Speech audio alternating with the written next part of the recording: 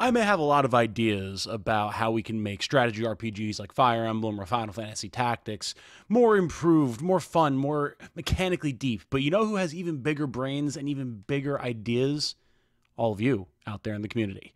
So on today's episode, we polled the community to think what exactly needs to be done to fix Fire Emblem. My name is Tom, otherwise known as Titanium Legman, and welcome back to the channel.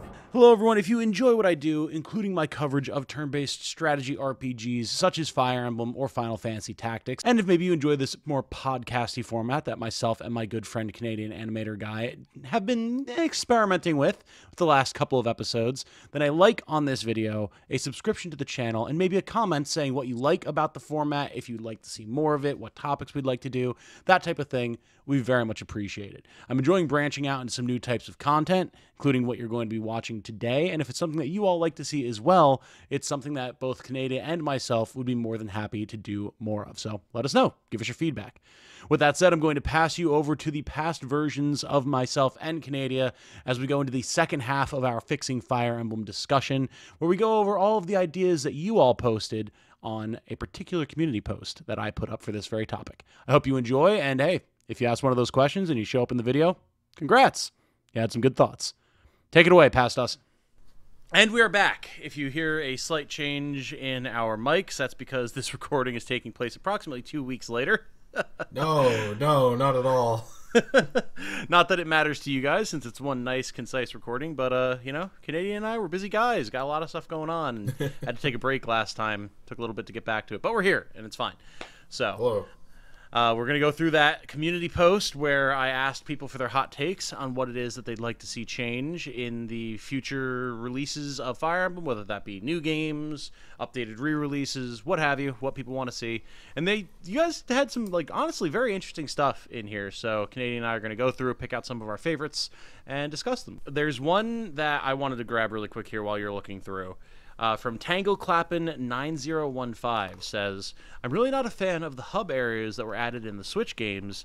Echoes did it right. Small interactable environments and a series of menus. And this is something that we did talk about during the main body of the recording, talking about the difference between like My Castle versus like the little explorable towns and dungeons like Tango Clappin is talking about versus something like the Monastery or the Somniel. And, I mean, I do kind of agree. I know we did talk about this already, but, like, where do you fall on that? Because I would definitely like to see a little bit of a step back to something that's a little bit more scaled down to put more focus on the actual, like, tactics gameplay, personally. But what do you think? Well, that's kind of what I was getting at, where I was saying, like, instead of doing the hub thing, we could have towns again. The only thing is, instead of designing and modeling and doing all that for one area, they would have to do several areas now, right, in 3D most likely. So right, it would be more work, but I would prefer that, you know, like I would actually want to see that. That would be really cool if they did. Well, riddle me this then. What about if we went for a little bit of an intermediary option here? Let's look at Unicorn Overlord and how no. Oh, all right, very well, we're moving on. I veto your point now. Go ahead. It's my channel, damn it! You can't veto me. I have the power here. But no, like if we look at Unicorn Overlord and the different upgradable towns and that whole system, where you would devote resources to upgrading the town to have different facilities available, things like that. And obviously Unicorn Overlord has a very large world map compared to something like you would expect from a Fire Emblem. What if we took that kind of idea, scaled it down a little bit to more the size of like an Echoes style map, but then gave the player the ability to upgrade those different towns by investing resources into it, instead of something like, say, the Monastery or the Somniel that just kind of unlocks things over time, and you have to get to certain points in the story to get certain things available. Yeah, that's kind of weird. Yeah, it is. It is. It's kind of awkward. It's like, oh, I arbitrarily got to Mission 7. I now have fishing available. Woohoo!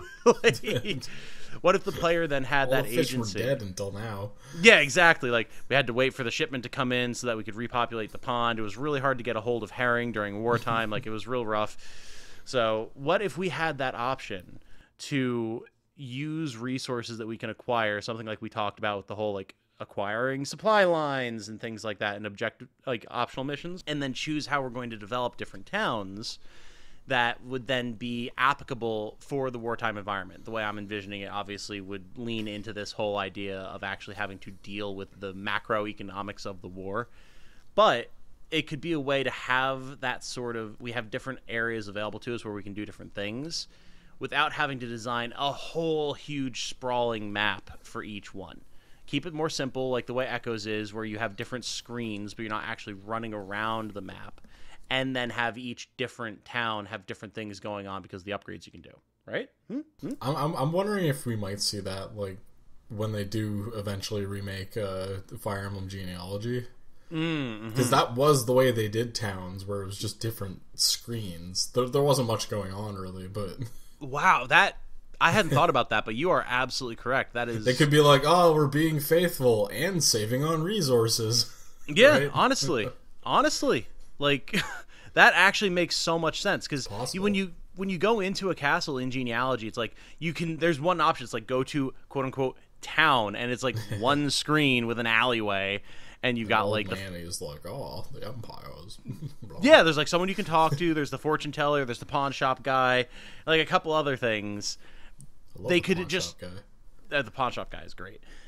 He has weirdly powerful artifacts sometimes for a simple pawn shop owner.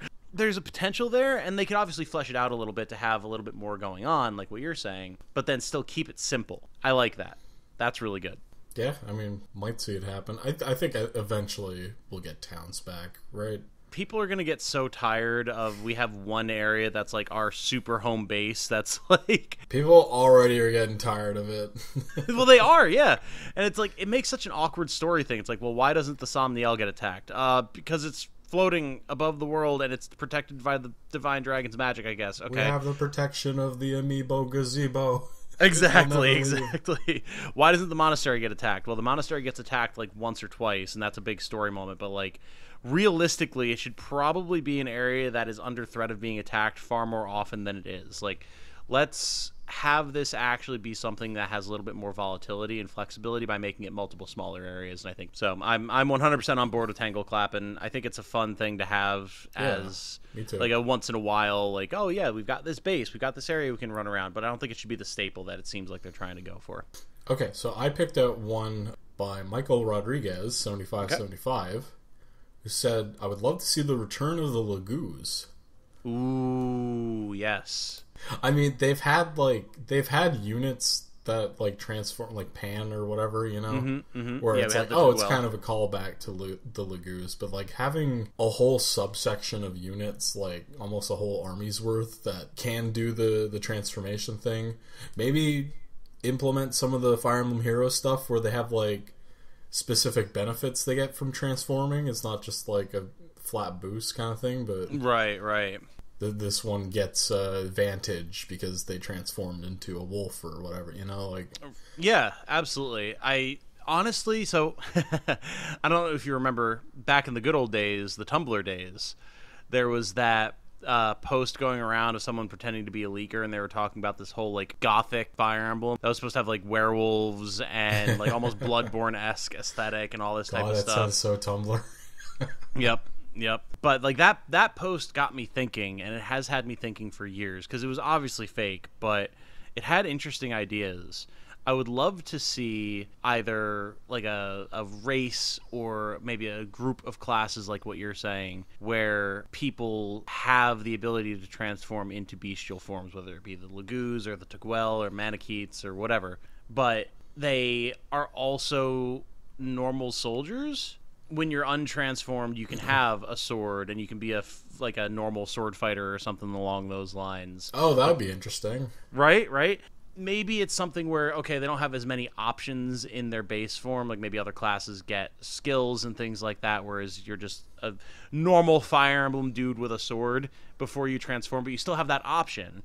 And then you can transform and get the certain boosts and benefits of being transformed into a wolf form or a fox form or what have you. But then there's other things that will be useful against you, like beast slaying weapons are only useful against you when you're transformed, or maybe you don't have access to ranged attacks anymore, or you take a negative hit to certain other stats, that type of thing. That could be really cool. and it could be a nice way to make the transformable units idea work better. That would be a cool idea for main character too. If they transform. Well, don't make it a dragon though. Make it more interesting. Well, yeah, it has to not be a dragon. We've done that too much recently. But if you think about it, going back to Fates, that's basically what Karin was. Yeah. It's just, instead of it being a toggle, you had one weapon that turned you into a dragon for an animation and gave you stat buffs. But basically, if we take that concept and just push it a step or two further, that could be super interesting. And make it not just the main character. You could have the main character be that, but have other characters that can do it too. A whole bunch of them, for sure. Yeah, absolutely. Because then you could have, like, okay, what characters have what weapon types? How does that play into the weapon triangle? If we hold on to the break system, how can I utilize that? Maybe these transformed versions can't use the break system. That's a downside. Right? Yeah. But then it would let you have things like Manicheets, the Lagoos with the different, like, cat forms, bird forms, etc. You could have... Heroes has been just adding more and more animals to, like... Yeah. What's been we have like bats, moose goats. now, like squirrels. And I mean that's good. Goats. Draw on that. Utilize that. I think that's totally fine. Yeah. Like why not? You know, you could do so much interesting stuff with that, and just have it be more than a meter, like in the Tellius games, or this is just what the character does. They just start in a human form, and then when the battle starts, they transform, like in Awakening and Fates. Yeah. They've had all sorts of really good ideas with it ever since the beginning of the series with the Manicheet, but there's options to make it a more intrinsic thing that I totally agree would be super dope. Yeah, there's more depth to be explored here, for sure. And people love that type of stuff. You know, it's like with the advent of like anthropomorphic animal people, furries, things like that. Like that is just a thing that's of more interest now than ever, so it could be a really good selling point too. My only hang up though is in terms of like writing and world building and stuff, like I would like to see it done in a way that's not just a complete retread of Path of Radiance. And then eventually gets to like, we shouldn't discriminate against people that are different from us, and it's like, yeah, we know. Like we've done this already. Yeah, definitely. Not that that's a bad message, but like, yeah, we know. Yeah, it's been done before, right? Just don't just copy yourself on that whole thing. Definitely. And I think there's definitely ways that it could be done. Like, I think of World of Warcraft with the Worgen, if you're at all familiar. I don't know if you are. No idea. Okay. So there's a group of people who essentially get cursed and they become werewolves, right? Very standard werewolf story. But the way it works is it's one city's worth of people. And they essentially get quarantined by the Alliance, the humans, dwarves, elven, like, coalition. And so then it becomes this whole thing of they're normal people who were soldiers, paladins, warriors, archers, whatever, and they still have those skills, but then they also have this Worgen curse where they transform, and they can utilize that sort of skill set. And how do they navigate that now? Not being looked down on because they are just a different race or species or whatever, but because it's seen as a curse, as a virus. And so now you have this different aspect of, like, people outside the city care about them, like them, they're part of the Alliance, but there's also this wariness due to it being potentially transmissible, like people don't know how it works, that type of thing. So it could be a different angle to still have that sort of tension there without it just being like, the filthy beast people, we've been persecuting them for 2 centuries. Subhumans. It could be very fresh, very recent, and that could be a big driving point behind the story, and also play into that idea of they can still use like swords and stuff. They're people. You can hold a hunk of iron in your hand. It's not impossible. Yeah, but it's just like the fear of like what's unknown about them is kind of driving this conflict. And that could be on both sides. Like the people who have the curse of the virus or whatever, they don't know how it works either. So they're suspicious of themselves. They're scared. They don't want to hurt people. It could be a very compelling storyline. And it's not an uncommon storyline, obviously. We see stuff like that through fiction. But it's not something that Fire Emblem has really done before. So I feel like they have a potential angle there. Fire Emblem's never like pushing the envelope for like the most original stories, but no, definitely not. The closest I think it's ever gotten is with stuff like Engage. No, honestly, like you're not wrong. Actually, Engage does have some originality in the way it does its storyline. They just did it very poorly, but that's a different conversation. Fight the dead. I love Engage. I was thinking originally of things like the concept of the crests in Three Houses as something that is both intrinsic to a bloodline but also physical, and can be manifested in particular ways in that bloodline and how it interacts with the bloodline of the dragons, like with the holy weapons that are forged of dragon bone and everything. It's a different way of having there's some people that are noble and special because of this aspect, because they have royal blood, and it's not just like, well, because we decided. No, there's actually something special about it. That always struck me as a little bit different than how a lot of these nobles are more valuable kind of storylines that you see a lot in fiction. Yeah, usually it's just like, oh yeah, I just have this power because my dad had this power and his dad had this power. Or, if there's no magic involved, just I'm special because my father was special, because my grandfather was special, because somewhere down the line someone decided that we were special. Congratulations. And we always have 2 retainers. Yes, exactly. Entire retainers, man. Okay. Darkstalker 696 said engage attacks should become a permanent feature. Oh, yes. Yes. Yeah. They go into more detail, but basically, it would be really cool to have more flashy super attacks. Yeah, I totally agree with that. Absolutely. I've been playing recently a lot of Destiny again, as it actually came out with an expansion that's good. And it makes me think about the functionality of something like a super meter, something that charges up, something that you can utilize periodically as a tactical option. And that's absolutely what engage attacks are. Mm-hmm. And I love it. Do you think it should be like a charged up meter that just eventually happens? Or because I liked how they did the pools in engage, where you gotta spend them kind of thing. Oh, absolutely. And I think a lot of games do that. That is something that you encounter in Destiny as well, where it's certain missions, different things can happen where it's oh yeah, go stand over here and your super meter will just charge and you can do your thing. And I'm totally down with that. I love that. I really enjoy that. As the second that you engage, you can use your big attack right off the bat if you need it right this second. Totally cool. And then you have to charge it up. I also like the idea of you have to tactically plan, okay, I need a couple of turns to charge this and then use it. How can I plan for that? There's interesting stuff to do with both sides of that. Either way, I definitely think it's something that they should continue looking to integrate, for sure. Yeah. I think this is something that we did talk about during the initial recording as well, partially to do with pair up attacks and the relationships between characters, and maybe that would be a way to have quote unquote engage attacks, even if they wouldn't be that. But I totally think absolutely Darkstalker is 100% correct. This is a very interesting avenue that they could pursue going forward, because we saw how powerful engage attacks were in engage, but not game breaking in any way. It was designed around them existing, and you needed to use them in a way that was smart if you did not want to just explode in a mission. It would help with marketing too, big flashy animations and all that. Yeah As long as the enemy can also do them, because that's some of the best parts of engage. When Zephyr goes a dozen spaces, lines her guys up, and just cavalry rushes through them. What's Sigurd's thing again? Just charge thing. Yep. Well, I'm thinking even in the Fell Xenologue for all of its issues, but when wait, I haven't played it yet. Well, okay, so you know what the DLC emblems are, right? Yeah. So there's Veronica from Heroes. Oh, do they use those? Yeah. That's the whole thing with the Fell Xenologue, is they use the DLC emblems. That's not a huge spoiler then. No. So there's one point where someone uses Veronica, and it's oh god, I'm suddenly fighting Marth and Lynn and Hector, and oh no. And it's all three, Marth, Lynn, and Hector. The gang's back together. Poor Ellie Wood. Man. Ellie Wood has just slumped over a bar somewhere with a glass of bourbon, but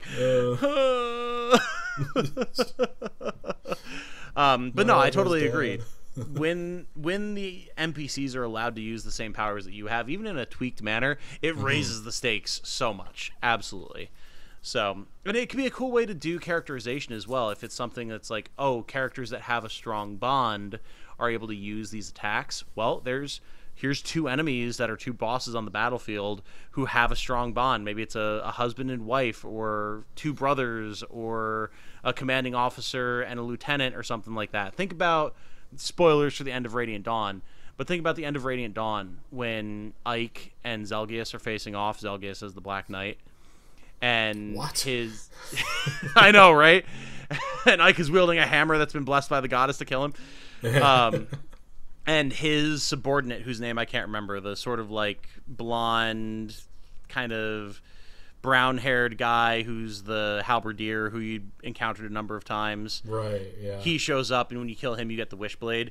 And there's no gameplay element to it, but there's this idea of, like, Zelgius sees you kill his lieutenant before Ike finishes him off, and he, like, goes into a rage story-wise. He goes Super Saiyan. Yeah, exactly. His black hair turns gold, or even blue. And he looks that's at a Ike, new thing. and then Ike has Frieza's face. Why is Ike the bad guy in this story? Because he killed his friend. Oh god! And then Ike and Soren fusion Ha, and the Ragnar becomes surrounded by wind magic. Oh my god! But like stuff like that, you could have that type of character interaction and have them have special attacks and stat boosts and functionality as a result. That could be super cool. I'm 100% on board with that idea. Yeah. More reasons to tie game and story together. And it would let you have more compelling characters that can be one-offs, because you can see the relationship that they have because of the way they fight you. And then you can kill them, and you don't have to have them come back 18 different times, so you can fight them over and over in-gauge. Yeah, those hounds fight, like, come on. Like, that would make it all the more tragic if you had, like, maybe the first arc of the game, the first 8 chapters or so, there was a general of an army, or even a lower rank, with their subordinate or a family member who you were fighting the whole time, and then that's the end of the first arc, is you beating them, and they, like, you finish them off, and you get some remorseful dialogue, and it's a, oh god, this war, that type of thing, like that whole melancholy attitude. That would be good. That'd be fun. Especially if they really put up a fight by having like some big flashy combo attack that you survive and then finish them off anyway. Like, that's always the most bittersweet thing, when someone's like, my most powerful attack, surely this will end it, and then it doesn't, and you're like, oh no. That was their moment and it didn't happen. So yeah, I'm totally on board with you in Darkstalker. I think that type of thing should absolutely be a recurring element in the series going forward. Now, here's an interesting one from Shellcared, I believe, Shellcarid, perhaps, 1604. Just a couple posts down from Darkstalker. An abridged list of wants, and there's a couple things in here that I want to pick out in particular. First of all, Unicorn Overlord's Merc system as an alternative to Avatar main characters. Interesting. Optional turn wheel / divine pulse, and bring back canters without void curse. Let us farm them. Very interesting. Very, very interesting. So let's start at the top here. The mercenary system of Unicorn Overlord. This is something that we talked about in terms of recruiting generic characters to fill out squads, if that was something that you were able to do in a future Fire Emblem game. But as an alternative to Avatar main characters, what do you think about that? That is an interesting idea. It would be interesting if you could hire mercenaries, but at the cost of like an actual character unit somehow. Ooh, that would be interesting. Like, or they're only available if you like have so many that die permanently. Right. Yeah, that's the Shadow Dragon way of doing things, where you can get generic recruits if you lose enough named characters. To me, I guess it kind of comes into question of, and this is something that people have talked about before, it's like, yeah, permadeath is still a thing in Fire Emblem, but the vast majority of players just always reset if they lose a character because they don't want to lose anyone. So does it even matter that permadeath exists if people are just going to reset anyway? I totally get that idea. Yeah. Because I am one of those players. I always want to keep everyone alive. That's how I usually am as well, unless I do like an Iron Man, like, I'm here for the pain type of thing, you know? Well, that's why I like their second point of, like, have it optional at the start of the game if you want to play casual classic, like, not have it built in. Just having it optional would be good for those kind of purist characters, purist players, you know. Oh, like I agree. Or whatever. I agree.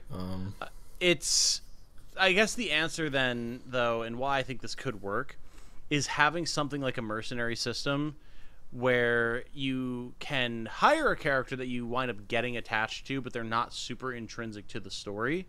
Yeah. Means that the permadeath system can have a stronger place in the ecosystem of the game because those mercenary characters can die without it being as big of a deal as losing a character that could be potentially important to the story, and then you're like, oh, am I missing out on story elements because this character died? Now you don't have to worry about that because it's a mercenary, right? True. It would depend a lot on how the rest of the game is structured. Definitely. Because older Fire Emblem games, like, you have your units that, like, you just recruit, or you get them at a chapter point, and then if they die, you miss some dialogue, but that's about it. Like, you're not missing out on a whole lot. But then you have other games. You have, like, the genealogy games where you can just deploy everybody. So anybody who's lost is just a net loss for the whole army. And there's not really much trade-off. You're just losing stuff. Right. Or you have something like Three Houses where you put so much time and investment in, like, raising characters and raising their skills that, like, there's no way you're going to actually let any of them die. Yeah. Unless you're doing like a self-imposed challenge run, like exactly. Replacing them with somebody else when you're already like 40 hours in just isn't really what you're gonna do. Yeah, unless you're in a situation where you can recruit a character that is going to come in at a comparable skill level, maybe slightly under, so you have to put a little bit of effort into leveling them up. But that's normally how Fire Emblem like would work. But I do like mercs. Like, I like that idea of having them because, like, yeah, it's a thing they haven't really dabbled in that much, and you could like do a thing where you make like a whole squad and name them after your friends, kind of thing. Like, yeah, really very Unicorn Overlord. That. When it comes to the MC though, because they said like as an alternative to the Avatar MC, I think like isn't that kind of the Avatar usually is just customizable. Maybe less with like Lear. I think it's mainly an issue of the main character Avatar becomes such an important story plot point that everything then revolves around them, which feels weird. That's what I'm saying. Mark's the best. It doesn't matter. Yeah, I mean, well, and I'm thinking of Chris from New Mystery of the Emblem. I gotta finish that one, but yeah, they're just kind of like whatever. Marth's the real hero. Yeah, they're there. Marth interacts with them. Other characters interact with them, and as such, you. But the story isn't about you. It's about Marth. That works. And I think they pushed it as far as they could. We talked about this in the main body of the video as well. But with Robin and Chrom, where Robin is obviously an intrinsic character, but Chrom is largely still the focus, with Robin as a supporting character to Chrom for the majority of the story. I think that's the farthest you can push it. So the idea of a game where you have the main lord who then will go and recruit mercenaries, and you can maybe designate one of them as your character who becomes the right hand in the battlefield or something, that could be cool. And then if they die, well, it's a shame, we're sad about it, but they were a mercenary, we move on. And mercenaries are a huge part of Fire Emblem stories in the first place. They're brigands, they're just mercenary bands, you recruit characters from them all the time. How many Myrmidons have we recruited who were just mercenaries who you either pay them more or they have like one cleric that they have a moral attachment to, so they switch sides for you, that type of thing. Like, it is a common occurrence. Mercenaries exist. Let's lean into that and let you actually hire them. I think that could be done well. It just would require, like you're saying, a little bit of a restructuring of the way a Fire Emblem game would work, but that's what we're here for. That's what this whole discussion is about. I think maybe to have like mercenaries, like to put them in your army, like you know how you have limited deployment, right? What if you have like limited barracks? Like you can only hold so many units, like they can only feed so many people or whatever. And in order to hire more guys, you're gonna have to let people go. Over the course of the game, the barracks gets expanded or whatever because your army is getting bigger, but during that point, like you can only hold. So like, oh, I want to get a bunch of mercs. Okay, well, I'm gonna have to get rid of a bunch of like Pegasus Knights that I'm not really using, or something. That could be super fun for army customization as well. Yeah. Something along the lines of like, I really just don't like armor knights. I know it wouldn't be you or myself because we love our armor knights, but theoretically, I don't care if they're slow. I am a min-maxing son of a bitch. I'm going to get rid of everyone who isn't a Wyvern Knight, and I'm going to run all Wyverns all day and steamroll the game and then complain about the fact that it's too easy. But like having the ability to do that could be super fun. Like this is how I want this army to function. This is going to be an army that relies on mages and wyverns, and that's the play style that I want. Cool. Let mercenaries be the system that lets you do that, rather than having to rely on the sort of reclass system that Fire Emblem has now, which is still fun. Like, oh, how does Wyvern Knight Etier work? Good, bad, whatever. Like, that's interesting. Let it be just something of, no, I want my actual, just generic army of wyverns. A flight of faceless Wyvern Knights that I can send into battle. And if some of them die, some of them die. It leans into that real war aesthetic. I like that. Mm-hmm. Yeah, as long as you just can't break the game with it. Sure. It would be good. You know, Absolutely. I think that's what they're getting at with, like, their whole comic, because like they had stuff like making the turn wheel divine pulse optional, and you know, which that I agree with. That I think that's a very simple discussion. We don't need to go super in depth on that. Having stuff like the turn wheel and the divine pulse be optional, I think should 100% be a thing.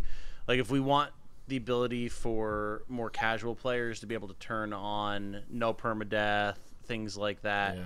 Then let's also make it so that things that make the game easier can be turned off by people who don't want it. I think that's a fair balance. Game freak.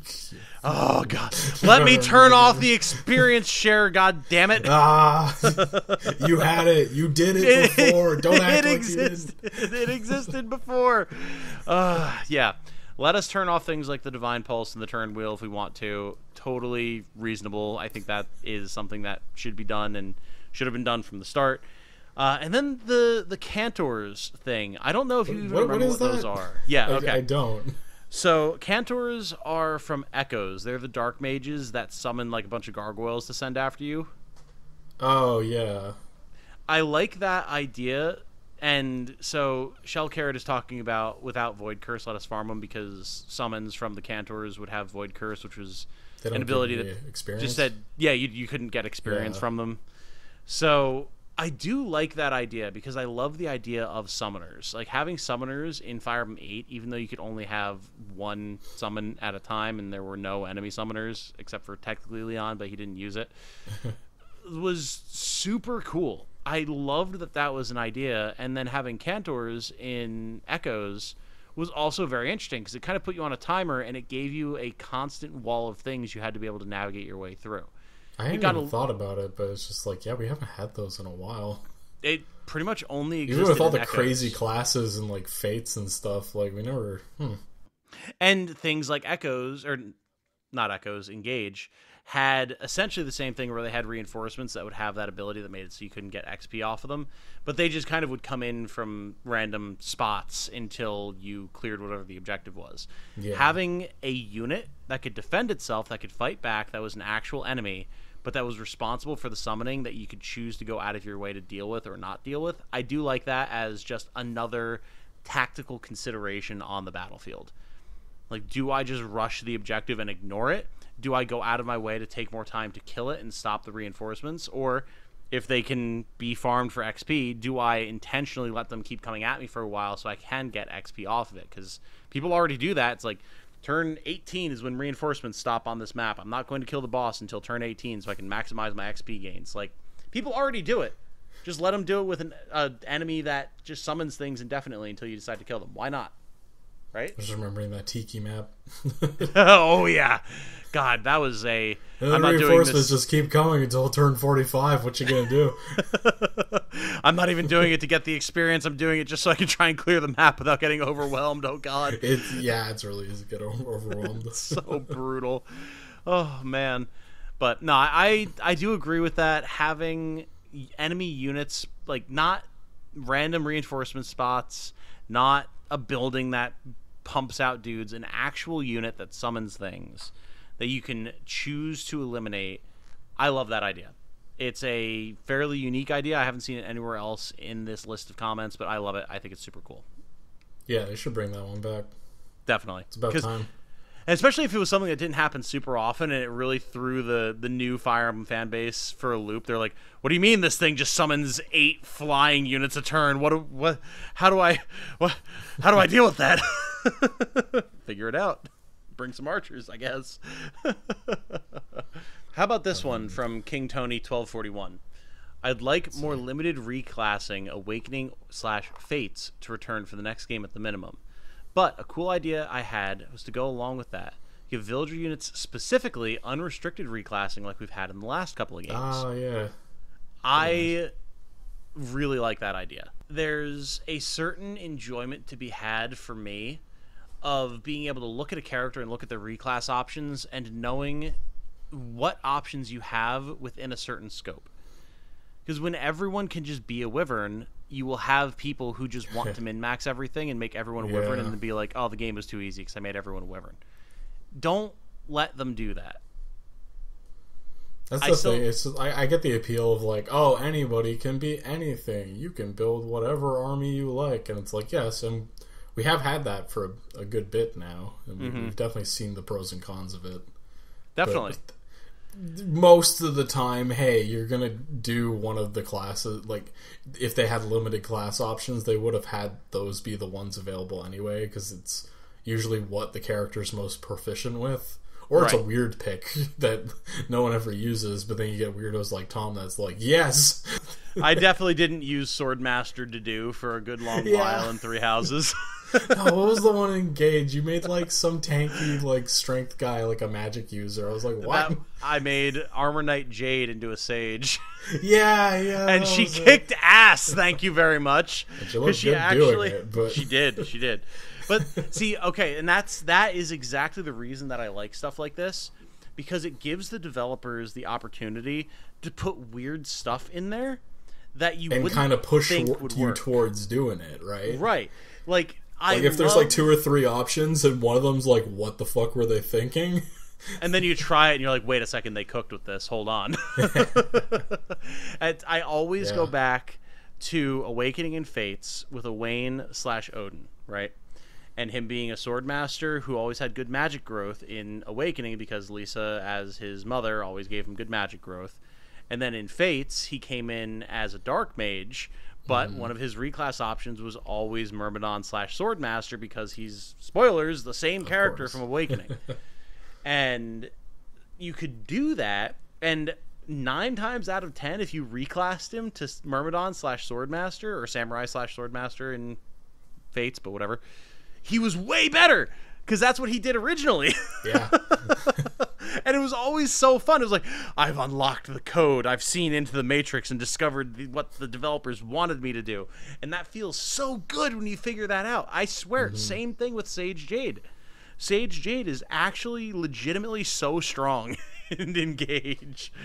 It's so fun when you find that type of stuff. Yeah, they should definitely bring back the limited class option. I want to see it come back.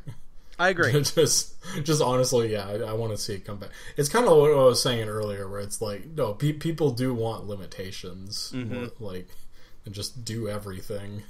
Because when you have limitations, it makes it feel all the more special when you find something and you're like, hold on a second. Yeah, I don't think anyone's ever done this before. This is peak. This is I cooked with this. It's definitely not the same satisfaction of making everyone wyverns. Right. Just rather than figuring out what works for any given character, figuring out what the best, most meta options are from a class or weapon usage standpoint, and then just like, okay, well, what characters can make the best use of that? Those are the characters we use now. Bye-bye. Like, that is... It has always bored me. And to go into another example that I know you don't do much about, or know much about, but I will endeavor to explain it. Don't I do much?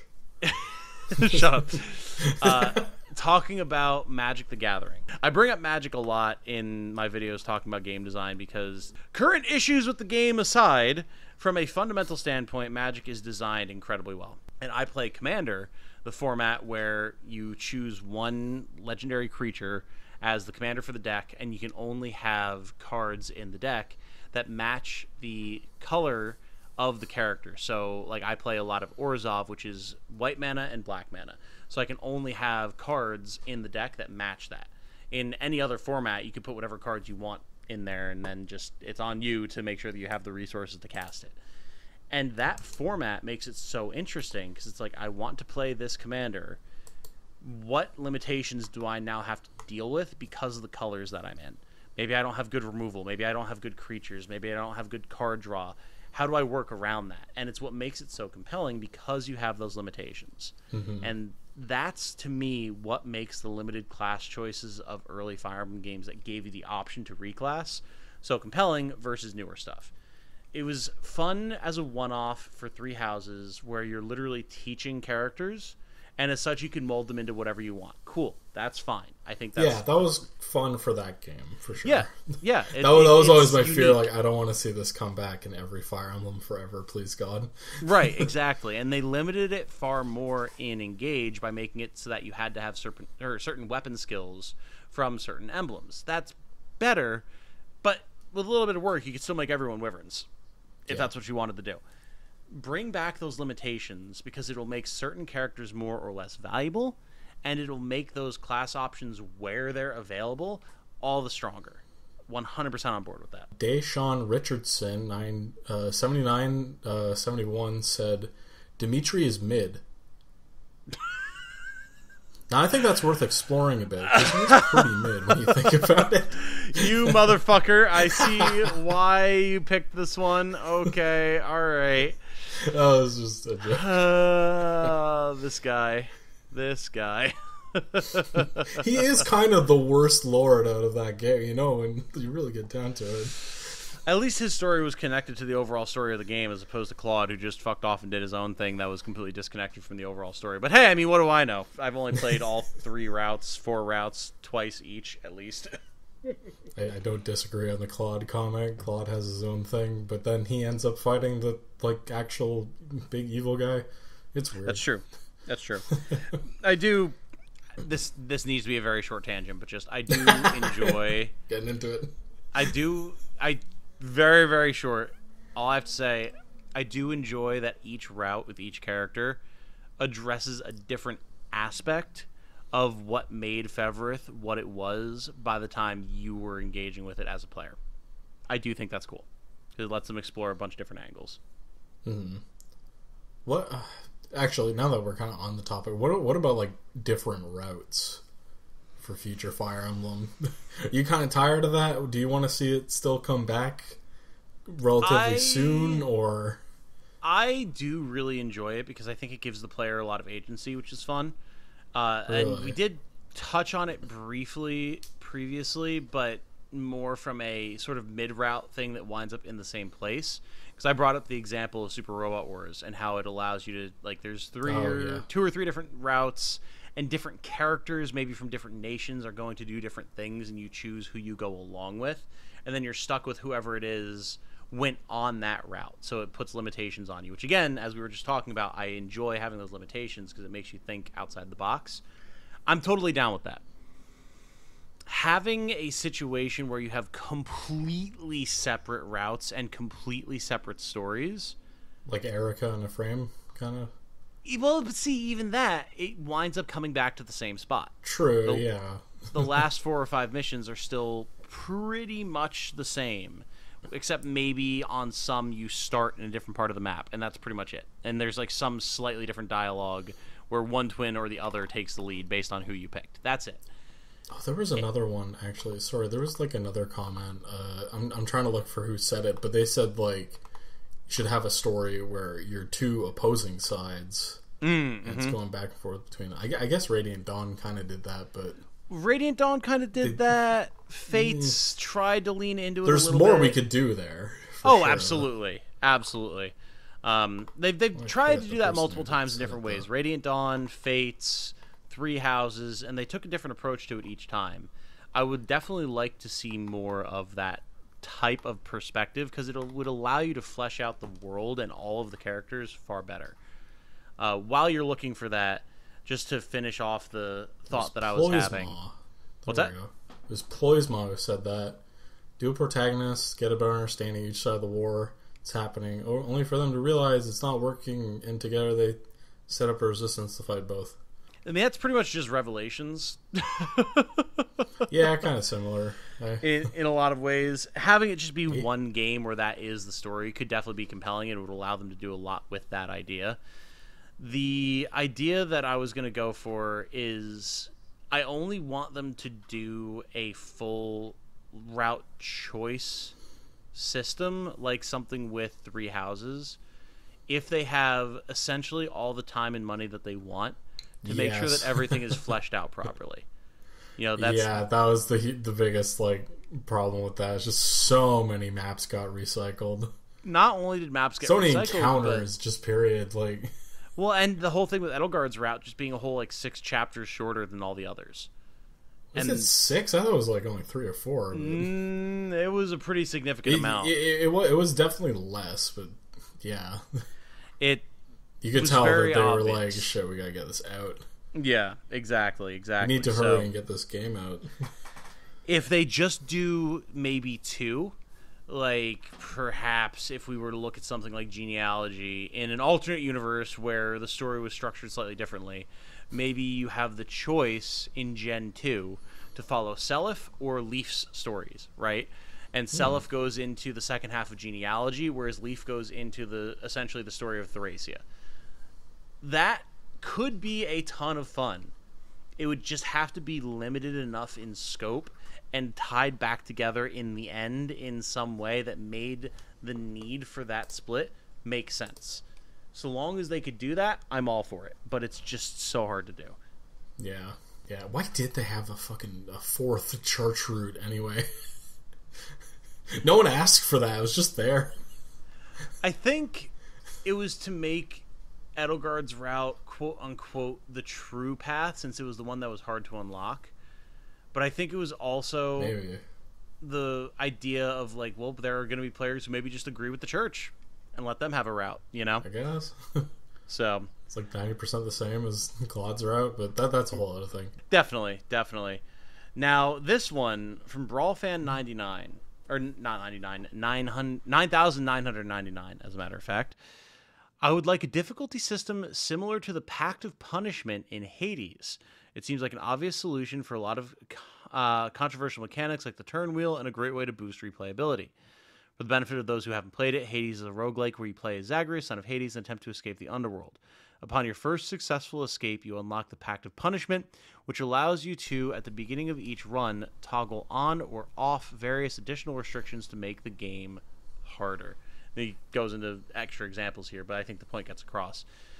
I find that very interesting. It would have to be something that would only be applicable on secondary or tertiary runs. They would have to have one set experience for the initial run through the game, and that might be what a lot of players wind up engaging with and then never touch the game again. But having a system like that for people who replay these games, like myself, to be able to change what options you have available and make an easier or harder experience, I think that could be a good way to incorporate a lot of the modifications that they've made to the formula in the last 10, 11 years. Yeah, I think that's a good idea. The only sticking point for me is I don't think you should have to beat the game to unlock it. I get the idea, but then, other games have this thing, too, where it's in order to get the real hardest difficulty, you have to beat it already. And it's what if I already beat it, and then I'm picking up, a copy on a different system, or, it's what if I've already beaten it already, and now you're making me just do it again for... That's the whole True Zenoiran in Unicorn Overlord thing, is just one example. It is a very... awkward balance because you don't want to put all these options in a player's face and then have them just mess with a bunch of settings because they don't know what they're doing and then make an experience that's far worse for themselves and then have them drop it, right? You got to put some credibility on just being able to read what the game says, though. Some people heard is it said hard mode, but then what if people pick hard mode and then the game's hard? It's well, they should have read that it's hard mode. I'm 100% in agreement with you here. Yeah. I hold back what I call elitist Tom a lot. It's not even that elitist. It's like basic You say comprehension. That, I agree with you. I know. However, I have seen some of the... You are responsible for the buttons you press. Exactly. And yet I've seen some of the thermonuclear takes that people have on the internet that just blow my mind. There's, again, very short tangent. There's a thing going on right now in Destiny 2. We're deep into the video. Let's just complain. Let's just get into it. Why not? Yeah. There is an exotic mission that came out that is... I haven't played it yet, but I get the gist of what it is. And everyone who's done it is like, this is the single greatest mission that they have ever made. There's so many interesting mechanics. There's a bunch of cool twists. It's phenomenal. You have to have another person to play it with. You have to go into it queued with somebody. And remember, this is a game where you are typically playing in any given activity that isn't just the base campaign with anywhere from 3 to 6 other people. So playing with people in a multiplayer setting is not outside of the expectation of the game, right?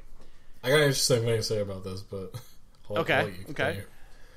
There has been an extremely strong response from a subsection of the community who are screaming their lungs out about how inconsiderate and bad and wrong this decision is on the part of Bungie. To the point that everyone else who's played it and enjoyed it is like, we're never going to get something this cool again because there's a subsect of people who just absolutely refuse to interact with another human being. Because for a dumb reason it became controversial. Right. And because they just don't want to have to deal with another person ever in this game where you interact with other people constantly. And so they're just sobbing the saltiest of tears about it.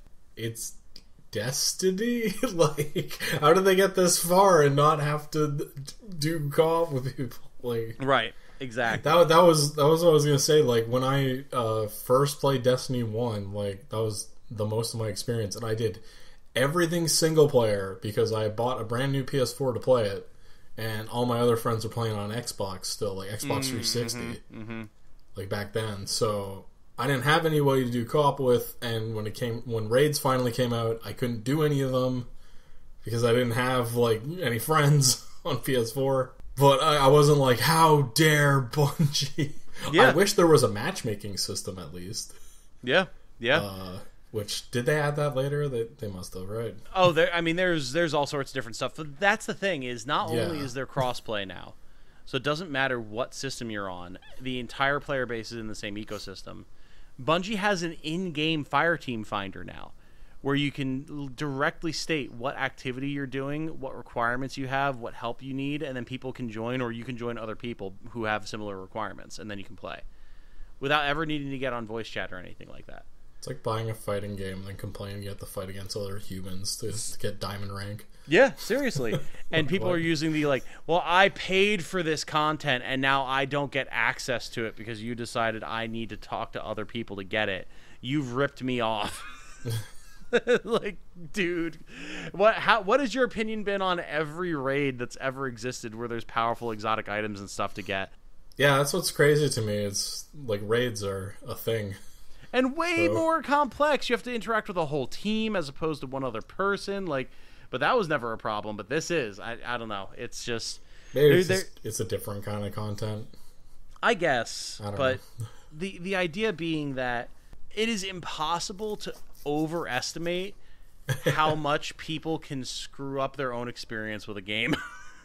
Far beyond the expectations of other players or the developers. And I think that's why devs are so gun-shy to have the hardest difficulty mode or options like we're talking about with this sort of pact of punishment idea from Hades available from the start. Because then you're going to get some dude who is like, oh, I'm going to turn all these sliders to max. How bad could it be? And then they can't beat the first enemy in the first rune, and they go and yell about it on Twitter and start a whole firestorm. Oh, man. So yeah, I think that's why, unfortunately. You can't please everybody, but also it's like, yeah, some people are just stupid and they're going to blame everything on the game. Yep. And Yep. I don't know. So, in my heart, I'm like, I don't think that should be a reason for them to shy away from doing this and that. But then sometimes it can damage a game's reputation by like some idiot making a stupid comment. Mm-hmm. And then everyone on Twitter just having not played the game or whatever, just believing it as truth kind of thing. Like that, you see that happen a lot. Oh, yeah. Yeah, the bandwagoning is real, so. Yep. I kind of get it. But yep. in my heart, I'm like, well, who cares about them to make the game that you want to make?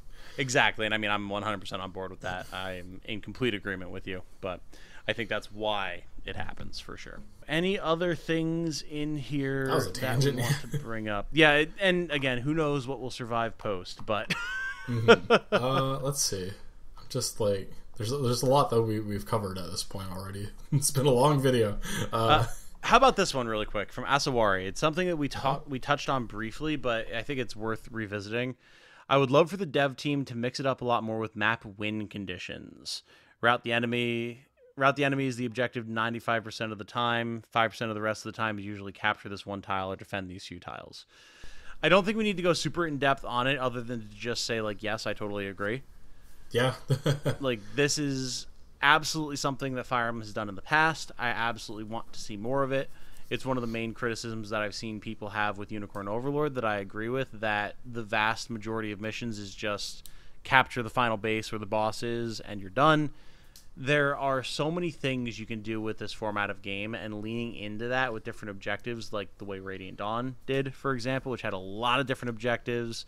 Fates also had a lot of different objectives. Some people said it got a little too gimmicky, but I think they were headed in the right direction. I totally agree with this, 100%.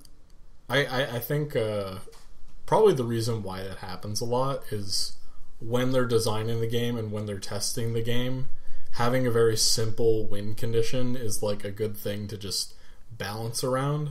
Mm-hmm. And that's why usually when it's like, because Awakening, everyone says that with Awakening, but that's why in Fates you have the different win conditions, and that's why like in Radiant Dawn, like because those ones are the sequels or like the evolution, right, where we know how we've designed this and how we've balanced this now, so now we can start doing more interesting things. So I think typically when you have like the first in like a new style of gameplay where they've really crafted, like if they use all these crazy ideas we've been like throwing out, like that's probably the last thing on the list that they're gonna hit is like different win conditions, because it can probably get really complicated to try to balance around them. Oh yeah, definitely. Yeah, there's a certain formula that Fire Emblem has. It's usually centered around route all enemies or defeat boss and capture tile, and everything is centered around that. But I do definitely agree. It gets boring. Yeah. It has never really gotten boring for me, because for me a lot of the variety comes from the way the map design works, what the story is, what I need to do to get to the objective. But that relies on there being very strong map design, which is not always the case either. There's one other one here that I want to touch on, and then that's probably everything for me. If there's other stuff that you want to bring up, by all means, go for it. This one I resonate with on a story level. From It's Jacob J. The series could do with another named main character like Ike. Not royalty, not an avatar, not a chosen one TM or prophesized being, but a common person with the grit, strength, and determination to make a difference in the world. Child of a famous mercenary or warrior, sure, whatever, but of common upbringing. We like Ike. We like Ike.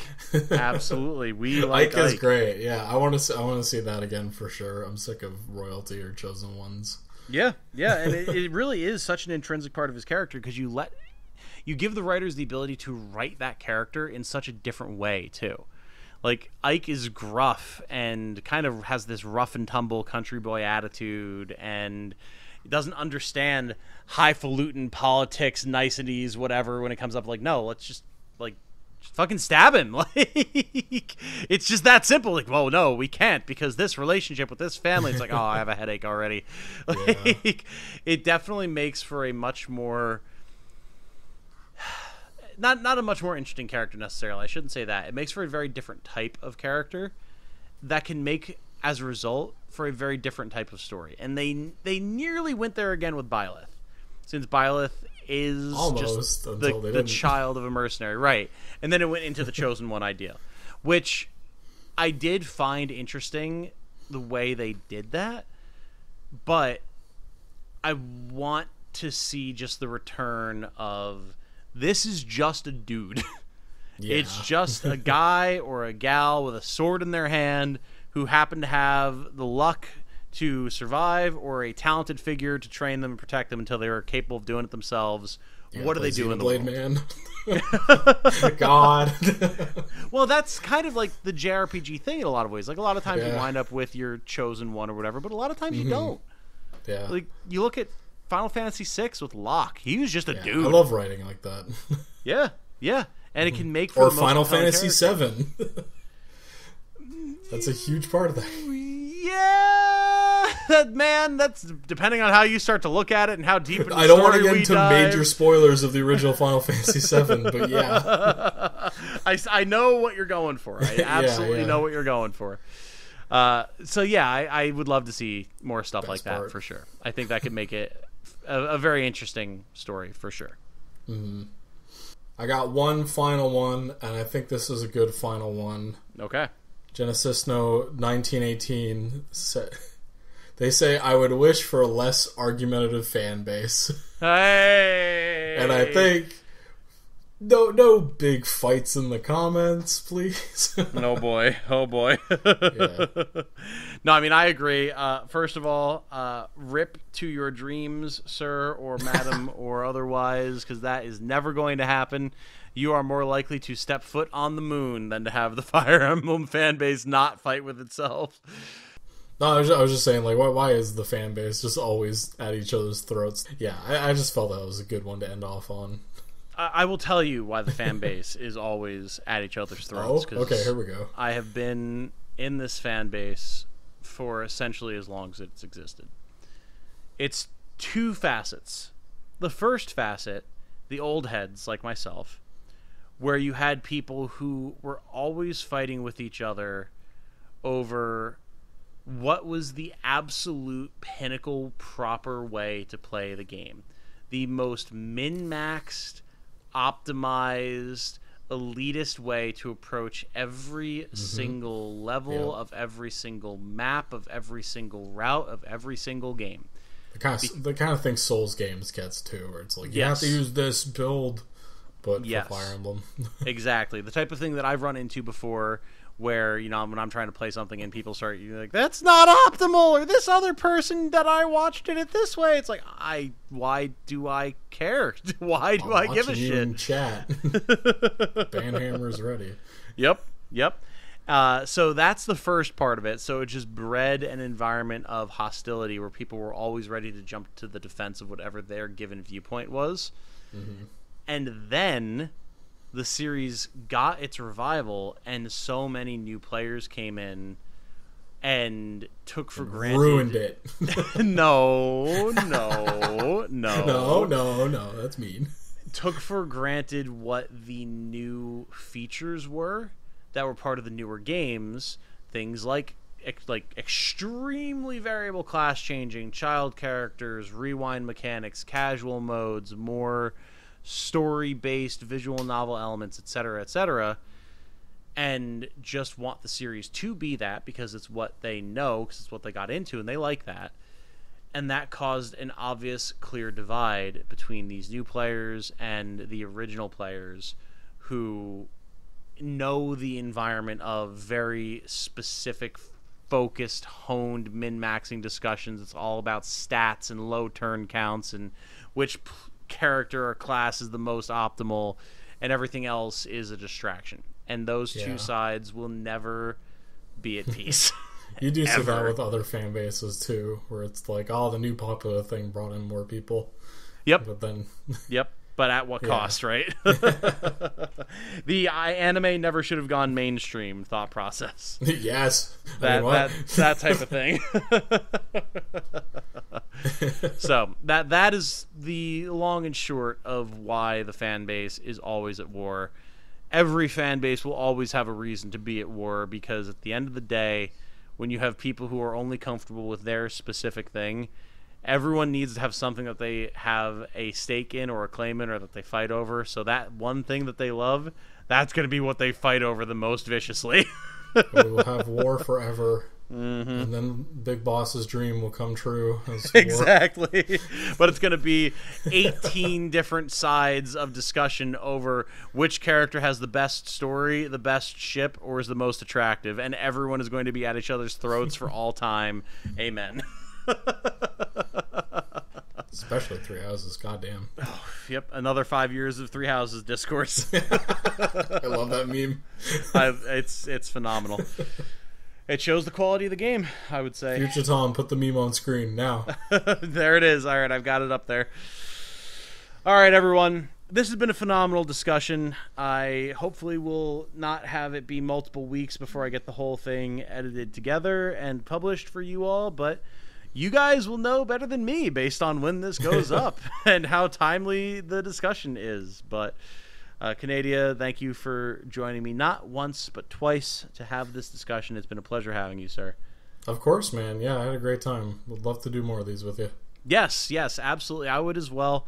And you guys, let us know in the comments. This is the first time that we've ever done a long-form thing like this here on this channel. Canadia, I know you've done some podcasty type things in the past. Yeah.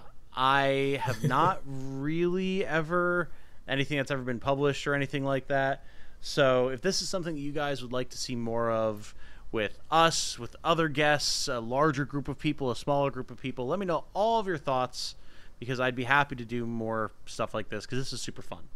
I don't know how labor-intensive and painful the editing process is going to be. Hopefully not too much, but we'll find out. It did take me like talking. We're just talking, and yet it took me 4 months to put together a cooking video. So was that because the cooking video was difficult, or is it because Tom has undiagnosed ADHD? We'll find out eventually. We're just talking. Slap some footage in the background. Could be Halo. Who cares? Yeah, exactly. Who cares, indeed. So yeah, thank you, everybody. Let me know your thoughts down in the comments below. And until the next time, my name has been Tom, otherwise known as Titanium Legman. This has been Canadian Animator Guy, otherwise known as Canadia. Check out his stuff, once again, in the description down below. I'll have links to all of his socials. Check out his art. Absolutely phenomenal artist. Friend of the channel. Thank you very much. Of course, of course. And with that said, I hope you all have a good night. Stay safe and healthy out there. And remember, be good to each other, everybody. Bye now. Bye.